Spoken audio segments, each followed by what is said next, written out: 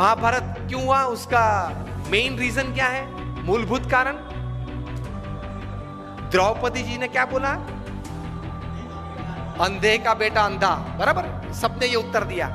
इसलिए मानते कि यहां से वो दुर्योधन को जरा उसका मान भंग हुआ और पूरा महाभारत हो गया।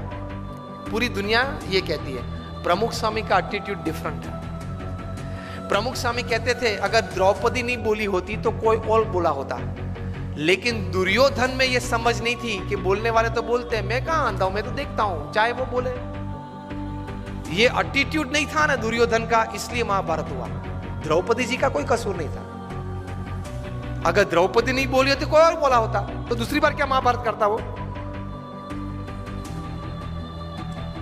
Always take care of your defence systems. Attacks तो चालू रहेंगे, तो एटीट्यूड्स में इस प्रकार की बातें हैं, काम में, संबंधों में। और तीसरे प्रकार के एटीट्यूड्स काम में, परिस्थितियों के। प्रमुख स्वामी महाराज न्यूयॉर्क में थे, रूम छोटा था, किसी ने बताया कि स्वामी जी रूम छोटा है, स्वामी ने बोला छोटा रूम अच्छा, पावर कम यूज होता है।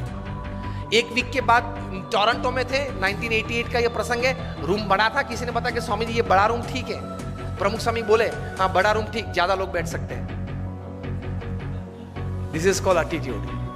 With the right kind of attitude you are comfortable in all types of situations.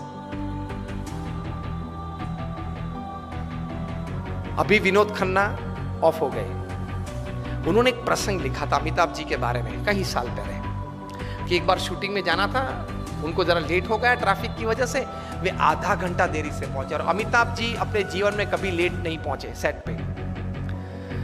तो ओवरकोट पहनना था, तो वो तो ड्रेसअप हो गए थे, हैट बैट जो शॉर्ट था उसके हिसाब से। बहुत गर्मी थी और पसीना चल रहा था अमिताभ जी के चेहरे पे से।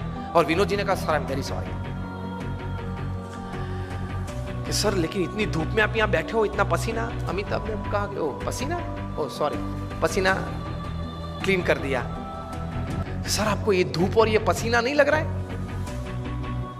Amitabh said I have come here for work, not I am not a sensor who can give like a thermometer what is the heat.